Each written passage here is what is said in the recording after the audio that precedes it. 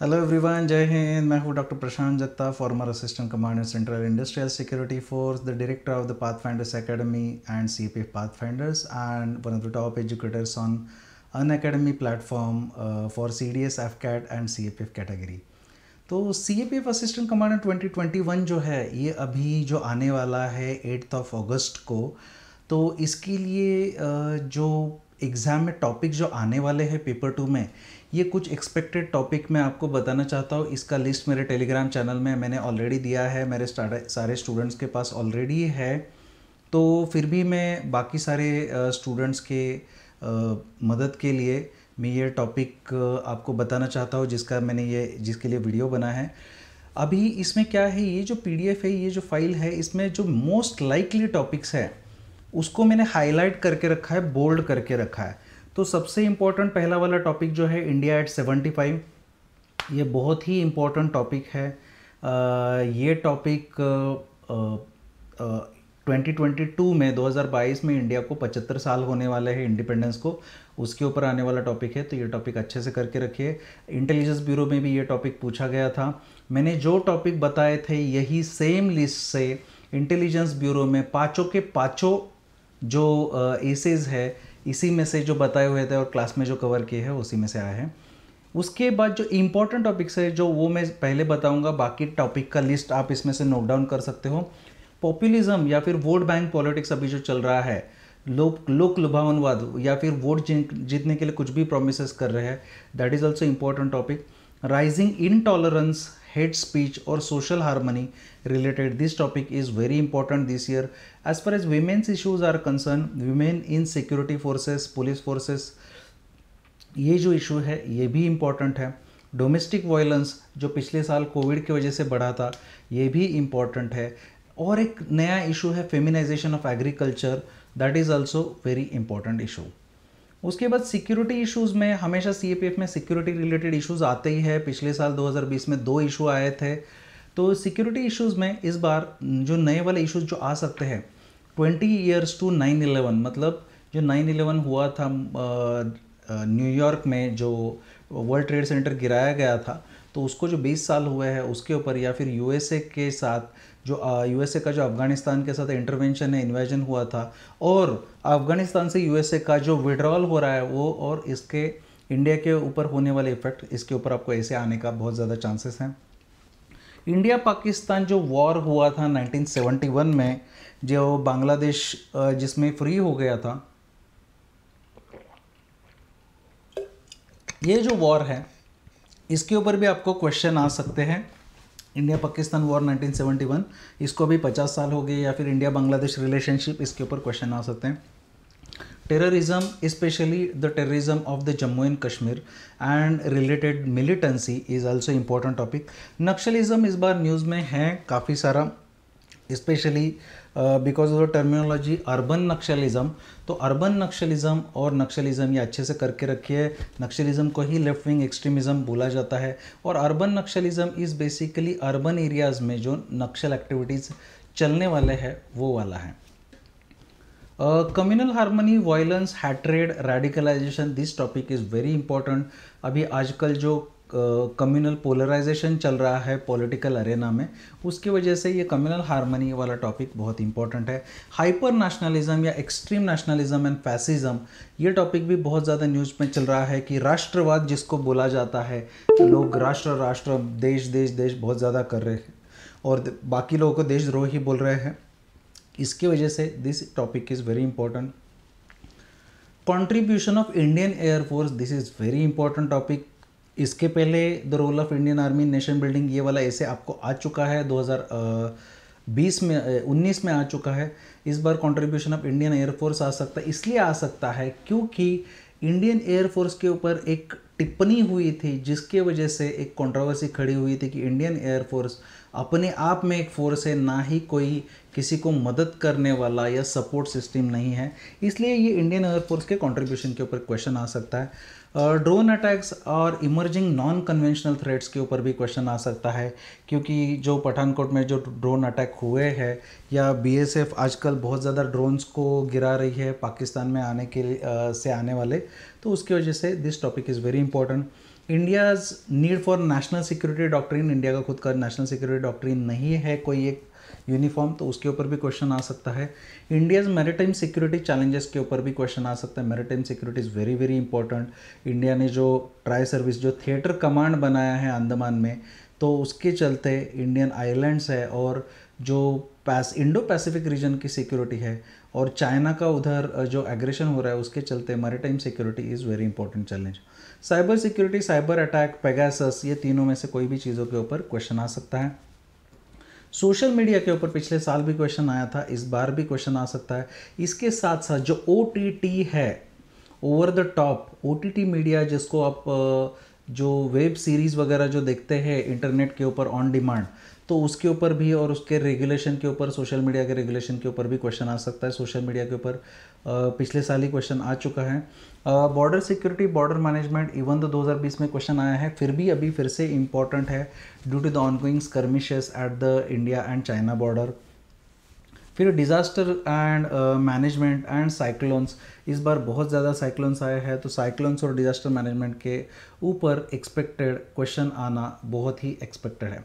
इसके साथ साथ judicial reforms, judicial over reach, judicial delays, इसके ऊपर क्वेश्चन आने का बहुत ज़्यादा चांसेस है। जुडिशरी के ऊपर क्वेश्चंस आ रहे हैं, जुडिशरी के ऊपर मीडिया में भी बहुत सारे क्वेश्चंस खड़े किए जा रहे हैं, और जुडिशियल डिलेज जो चल रहे हैं या फिर जुडिशरी का इम्पार्शलिटी क्वेश्चन किया जा रहा है, इसलिए भी ये ज़रूरी है।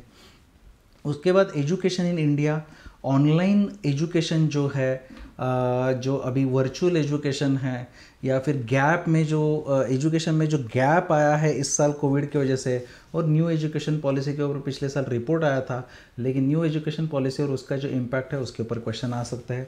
डिजिटल डिवाइड जो इंडिया में है उसके ऊपर भी क्वेश्चन आ सकता है। वो इसलिए आ सकता है कि इंडिया में जो डिजिटल डिवाइड है बहुत ही ज़्यादा है, और रूरल एरिया में जो स्टूडेंट्स है, कैंडिडेट्स हैं, और रूरल एरिया में जो पॉपुलेशन है वो ये डिजिटलाइजेशन का पूरा बेनिफिट नहीं ले पाते, तो वो पीछे रह जाते हैं, बिछड़ जाते हैं, मार्जिनलाइज हो जाते हैं। उसकी वजह से DRDO के कंट्रीब्यूशन के इस बार क्वेश्चन आ सकता है। इसरो के कंट्रीब्यूशन के ऊपर इस बार क्वेश्चन आ सकता है कि रिसेंट अचीवमेंट्स के ऊपर, डेवलपमेंट के लिए साइंस एंड टेक्नोलॉजी को कैसे यूज़ किया जाए उसके ऊपर क्वेश्चन आ सकता है। डेवलपमेंट में इंफॉर्मेशन टेक्नोलॉजी को कैसे यूज़ किया जाए उसके ऊपर भी क्वेश्चन आ सकता है। फिर इसके बाद फार्मर्स डिस्ट्रेस, फार्मर्स के जो प्रोटेस्ट चल रहे हैं और उसका न्यू फार्म लॉज से जो 3 लॉज पास हुए हैं उनका जो रिलेशनशिप है उसके ऊपर भी आपको एग्जाम में क्वेश्चन आ सकता है। डिजिटल इकोनॉमी जो है इंडिया जो प्रमोट कर रहा था उसके ऊपर भी आपको एग्जाम में क्वेश्चन आ सकता है। डिजिटल करेंसी, क्रिप्टो करेंसीज फिर से न्यूज़ में है, बहुत सारे क्रिप्टो करेंसीज है, उसके ऊपर भी आपको एग्जाम में क्वेश्चन आ सकता है। न्यूक्लियर, बायोलॉजिकल और केमिकल वॉरफेयर जो है, जो कोविड टाइम पे अभी जो कोविड को भी बोला गया था कि ये शायद बायोलॉजिकल वॉरफेयर का अटैक हो सकता है, इसको लैब में बनाया हुआ हो सकता है, उसके ऊपर भी आपको एग्जाम में क्वेश्चन आ सकता है। फिर स्पेस वॉरफेयर और स्पेस ट्रैवल का जो कंपटीशन चल रहा है उसके ऊपर भी क्वेश्चन आ सकता है, स्पेस टूरिज्म और इंटरप्लानेटरी मिशंस। फिर उसके बाद रिसर्च एंड डेवलपमेंट भी जो कॉलेजेस में ज़्यादा होता नहीं है, इंडस्ट्री कॉलेज, कोलैबोरेशन है, इंटर्नशिप्स है, इसके ऊपर भी आपको एग्जाम में क्वेश्चन आ सकता है। और इंडिया की जो बढ़ती हुई पॉपुलेशन है, चाइना ने 3 चाइल्ड पॉलिसी लिया है और इंडिया में 2 स्टेट्स ने बोला है कि वो 2 चाइल्ड पॉलिसी लेके आएंगे, आसाम और उत्तर प्रदेश। उसकी वजह से 2 child policy and population is the hot topic, इसके ऊपर आपको क्वेश्चन आ सकता है। हेल्थ और हेल्थ केयर इंफ्रास्ट्रक्चर, जो कोविड का सेकंड वेव आया था उसकी वजह से हेल्थ केयर इंफ्रास्ट्रक्चर पूरा कोलैप्स हुआ था, तो उसके ऊपर आपको क्वेश्चन आने के बहुत हाई चांसेस है। योगा के ऊपर एग्जाम में क्वेश्चन आने के, इम्यूनिटी कैसे बूस्ट करना है, इम्यूनिटी और हेल्थ का रोल डिसीज़ को प्रिवेंट करने के लिए, इसके ऊपर क्वेश्चन आ सकता है।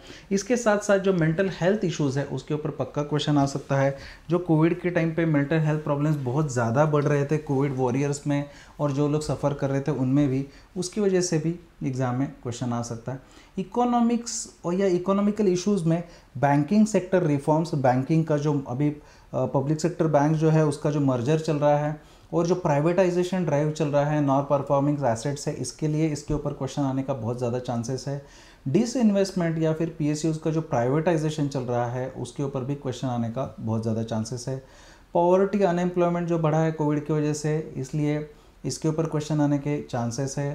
Post Covid recovery, Covid related reverse migration, urban to rural migration जो हुआ था उसका, फेमिनाइजेशन ऑफ एग्रीकल्चर, ये नया फिनोमिनन है, उसके ऊपर क्वेश्चन आने का चांसेस है। आत्मनिर्भर भारत या मेकिंग इंडिया आत्मनिर्भर, उसके ऊपर भी क्वेश्चन आने का चांसेस है। और रिसेंटली इंडिया के फॉरेक्स रिजर्व्स रिकॉर्ड हाई हुए हैं, 600 बिलियन क्रॉस कर दिया है फॉरेक्स रिजर्व ने, इसके ऊपर भी क्वेश्चन आने का चांसेस है। इसके बाद इन्वायरमेंट, इकोलॉजी और क्लाइमेट चेंज वाले जो इशू है, तो क्लाइमेट चेंज और ग्लोबल वार्मिंग ये एवरग्रीन इश्यूज है, ये आ ही सकते हैं। सस्टेनेबल डेवलपमेंट के ऊपर क्वेश्चन आ सकता है। रिन्यूएबल एनर्जी और इलेक्ट्रिक व्हीकल्स के ऊपर क्वेश्चन आ सकता है, क्योंकि इलेक्ट्रिकल व्हीकल का जो पॉलिसी है गवर्नमेंट ने अनाउंस किया हुआ, और अभी इलेक्ट्रिक व्हीकल्स भी बहुत ज़्यादा आया है, इसलिए क्वेश्चन आ सकता है। सोलर एनर्जी के ऊपर पक्का क्वेश्चन आने का चांसेस है इसमें भी, ये वाले टॉपिक में, क्योंकि सोलर एनर्जी बहुत इंपॉर्टेंट है और इंडिया का सोलर एनर्जी के लिए बहुत सारे प्रोजेक्ट्स भी स्टार्ट किए हैं, ड्राइव भी किया है, इंटरनेशनल सोलर मिशन भी है। फॉरेस्ट फायर, पिछले एक साल में बहुत ज़्यादा फॉरेस्ट फायर हुए, बहुत बड़े बड़े, अमेजोन में भी हुए हैं, ऑस्ट्रेलिया में भी हुए हैं, इंडोनेशिया में भी हुए हैं, एंड इनफैक्ट कनाडा में भी फॉरेस्ट फायर हुए हैं। इंडिया में फॉरेस्ट फायर जो हुए हैं, ओडिशा में बहुत बड़े बड़े फॉरेस्ट फायर हुए हैं, इसके चलते forest fire is very important topic. Ground water depletion is also important. जो फ्लड्स आए हैं, अभी मानसून चल रहा है तो फ्लड्स आर वेरी कॉमन, तो फ्लड्स के ऊपर क्वेश्चन आने के भी बहुत चांसेस है। फ्लड्स, क्लाउड बर्स्ट, उसके ऊपर क्वेश्चन आने के चांसेस है, मतलब अल्टीमेटली ये डिजास्टर मैनेजमेंट के ऊपर क्वेश्चन आने के चांसेस है। बायोडाइवर्सिटी प्रोटेक्शन के ऊपर क्वेश्चन आने के बहुत ज़्यादा चांसेस है, क्योंकि हैबिटेट लॉस भी बहुत ज़्यादा होता है, और biodiversity we have already lost more than 90% of the biodiversity, 90% of the species are already extinct. इसकी वजह से ये क्वेश्चन बहुत इंपॉर्टेंट है। ऐसा वाला एक क्वेश्चन 2019 में ऑलरेडी आ चुका है कि the earth is not only for humans करके, ये सिमिलर लेवल के क्वेश्चन है, इसके ऊपर आ सकता है। As far as international issues या international relations are concern, India का मल्टीपोलर वर्ल्ड में या राइजिंग मल्टीपोलर वर्ल्ड में इंडिया का इंपॉर्टेंस या फिर रोल। दूसरा, साउथ चाइना सी के ऊपर क्वेश्चन आने का चांसेस है, क्योंकि साउथ चाइना सी में स्प्रैटली और पैरासेल जो आइलैंड्स है, वहाँ पे बहुत ज़्यादा डिस्प्यूट चल रहा है चाइना का बाकी देशों के साथ। सिमिलरली वो वहाँ पे ताइवान और जापान के साथ सेनकाकू आइलैंड्स के यहाँ पे भी डिस्प्यूट चल रहा है, तो this is very important issue. Indo Pacific is very important region, इसके ऊपर क्वेश्चन आने के बहुत ज़्यादा चांसेस है, जिसको प्रोटेक्ट करने के लिए हम लोग ने क्वाड नाम का एक एग्रीमेंट किया है, तो क्वाड के ऊपर भी क्वेश्चन आ सकता है, इंडिया यूएसए एंड क्वाड करके।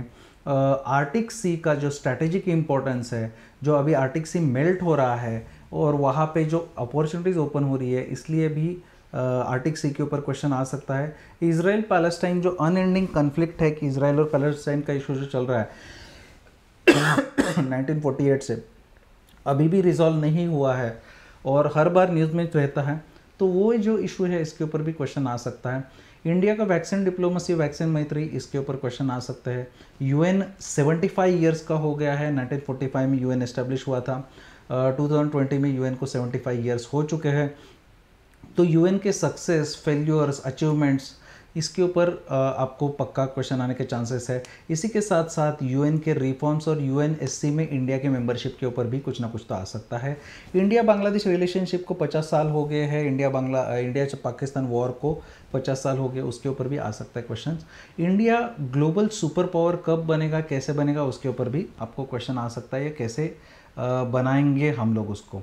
फिर India China string of pearls, ये जो है ये क्लासिक इशू है इंडिया चाइना वाला, इंडिया चाइना पाकिस्तान और चाइना पाकिस्तान इकोनॉमिक कॉरिडोर, इससे रिलेटेड क्वेश्चन आ सकता है।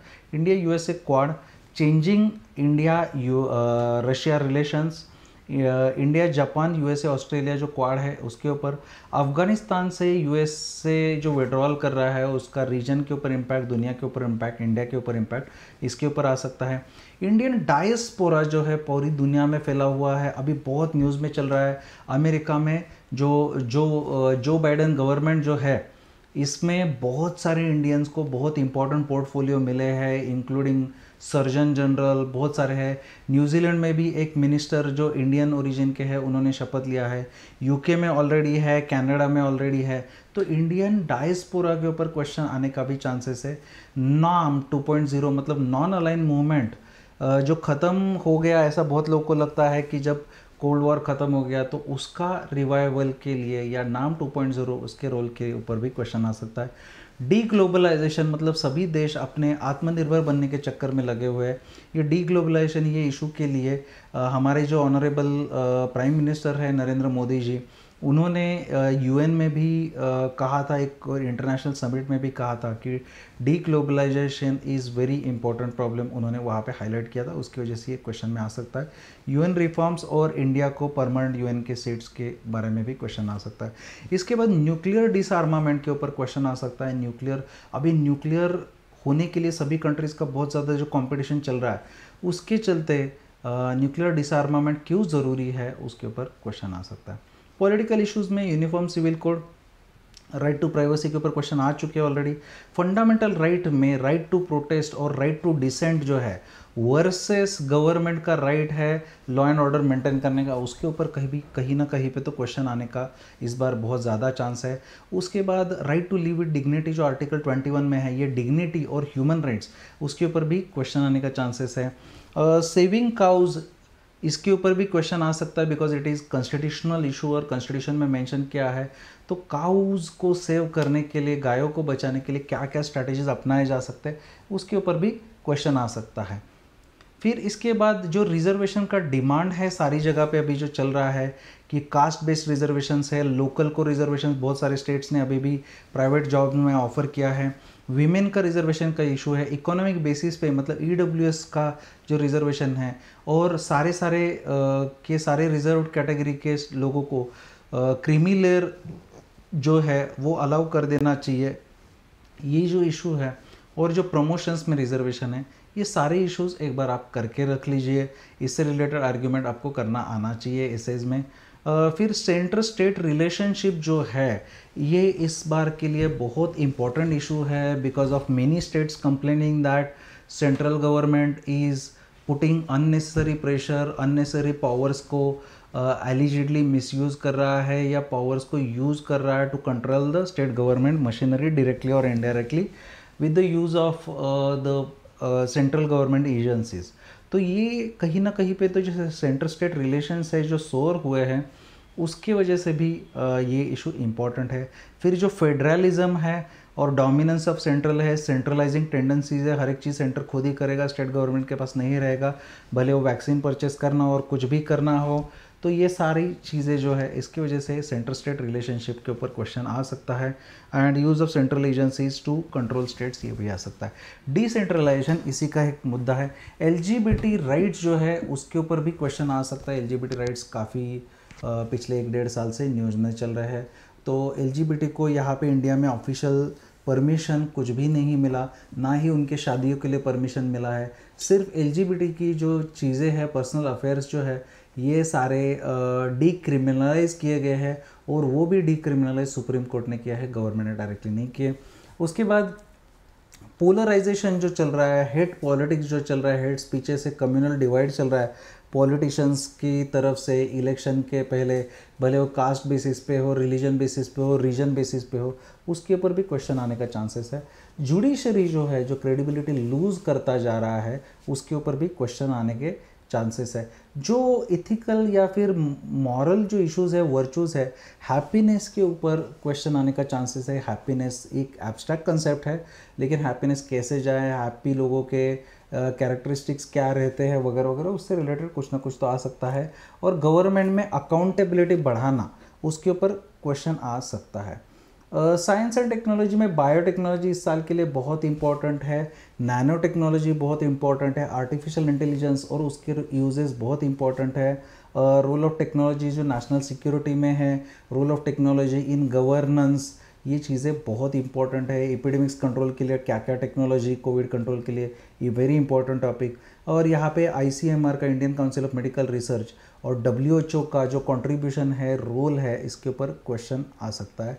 जो NRC है और जो सिटीज़नशिप का जो इशू है, सिटीज़नशिप अमेंडमेंट एक्ट वाला, ये इशू अभी भी जो द बर्निंग टॉपिक है, इसके ऊपर भी आ सकता है। स्पोर्ट्स से रिलेटेड क्वेश्चन आने के इस बार काफ़ी चांसेस है, क्योंकि इंडिया अभी ओलंपिक में गया है और इंडिया का ओलंपिक में परफॉर्मेंस हमेशा ही पुअर ही रहता है। इंडिया मतलब 2 डिजिट तक भी पहुंचना मुश्किल हो जाता है। कई बार इंडिया बिना मेडल के ही वापस आया है, और 135 करोड़ लोगों के देश में इतना खराब प्रदर्शन, तो उसकी वजह से ये इशू आने का बहुत ज़्यादा चांसेस है। SC/ST एट्रोसिटीज़ फ़िलहाल न्यूज़ में चल रहे हैं। जो यूपी में कुछ जगह पे अटैक भी हुआ था, यूपी में कुछ लड़कियों के ऊपर जो रेप हुआ है, जो विक्टिम्स है वो द अर्स्टवाइल या सो कॉल्ड लोअर कास्ट से है, ऐसे एलिगेशन भी हुए थे। इसकी वजह से SC/ST और उनके ऊपर होने वाले एट्रोसिटीज़ और डिस्क्रिमिनेशन, उसके ऊपर क्वेश्चन आने का चांस है। इंडिया इकोनॉमिक सुपर पावर कैसे बनेगा, उसके ऊपर क्वेश्चन आने का चांस है। रिसर्च एंड डेवलपमेंट में कॉरपोरेट फंडिंग या फिर पब्लिक प्राइवेट पार्टनरशिप या फिर इंडस्ट्री और यूनिवर्सिटी का रिसर्च एंड डेवलपमेंट के लिए टाई अप और स्पॉन्सरशिप, इसके ऊपर क्वेश्चन आने का चांसेस है। MSME जो बून है इंडिया के लिए, micro small and medium enterprises, और जो सेकेंडरी सेक्टर डेवलपमेंट करने के लिए एम्प्लॉयमेंट जनरेशन कर सकती है, उसके ऊपर भी क्वेश्चन आने का चांसेस है। रेफ्यूजी और माइग्रेशन क्राइसिस जो है, इसके ऊपर भी क्वेश्चन आ सकता है कि इंडिया में जो रोहिंग्या मुस्लिम्स आए हैं म्यांमार के यहाँ से, तो उसकी वजह से ये हमेशा माइग्रेशन का इशू हमेशा ही न्यूज़ में था। इसके बाद मीडिया जो क्रेडिबिलिटी लूज़ कर रहा है, उसके ऊपर भी इस बार क्वेश्चन आने के चांसेस है कि that media is losing its credibility completely. जो मीडिया डेमोक्रेसी का प्रोटेक्टर हुआ करता था, वो अभी वो बिल्कुल झूठ बोलता हुआ दिखाई दे रहा है, तो उसके ऊपर भी क्वेश्चन आ सकता है, जो 4th पिलर है डेमोक्रेसी का। उसके बाद जो नेताजी सुभाष चंद्र बोस जी है, उनके ऊपर आने का क्वेश्चन चांसेस है, जो हिस्टोरिकल पर्सनालिटीज़ है। मदन मोहन मालवीय जी है, वीर सावरकर जी है, स्वामी विवेकानंद जी है, जो ये मुझे लगता है कि ये ऐसे पर्सनालिटीज हैं जिनके ऊपर क्वेश्चन आने के चांसेस है। Contribution of women in freedom struggle, contribution of press in freedom struggle, और ये क्वेश्चन आ सकता है। सोशल रिफॉर्म जो मूवमेंट हुआ था इंडिपेंडेंस से पहले, इसके ऊपर भी क्वेश्चन आने का चांसेस है। नॉन कोऑपरेशन मूवमेंट को 100 साल हो चुके हैं, उसके ऊपर भी कोई ना कोई क्वेश्चन आ सकता है। OTT और OTT जो स्ट्रीमिंग चल रहा है, उसके इश्यूज़ के ऊपर भी क्वेश्चन आ सकता है। सोशल मीडिया रेगुलेशन के ऊपर भी क्वेश्चन आ सकता है। अभी ट्विटर बहुत न्यूज़ में चल रहा था। सेडिशन लॉ जो है, सेक्शन 124 जो है IPC का, official secrets act, contempt of court, ये आउटडेटेड कुछ लॉज और प्रैक्टिसेस है जिनको रिपील करना चाहिए, अमेंडमेंट करना चाहिए। इसके ऊपर भी क्वेश्चन आने का चांसेस है। इसके साथ साथ गिग इकोनॉमी और जो सर्कुलर इकोनॉमी है, इसके ऊपर भी आपको क्वेश्चन आ सकते हैं। फार्मर्स वाला इशू आपको ऑलरेडी बता दिया, फार्मर्स प्रोटेस्ट और फार्मर्स के ऊपर क्वेश्चन आने का भी चांसेस है।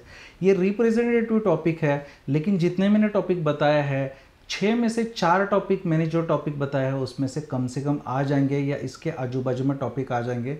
सो इससे रिलेटेड अच्छे इंट्रोडक्शंस, कंक्लूजन्स, इससे रिलेटेड डेटा, इंडाइसेस, या आप बना के रख लीजिए, तो आपको एग्ज़ाम में बहुत ही आसानी हो जाएगा, बहुत अच्छा आपको समझ में आ जाएगा, और पेपर ईजीली आप ये पेपर 2 जो है कवर कर पाओगे, जो बहुत ईजी रहता है। अनअकैडमी प्लस के ऊपर मेरे ऑनलाइन वाले सेशंस चल रहे हैं।